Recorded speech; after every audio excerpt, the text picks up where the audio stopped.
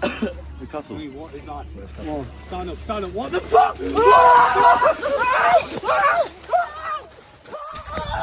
the fuck?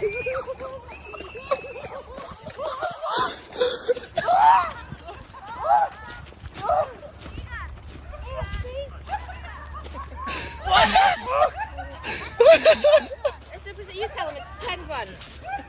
Is it pretend?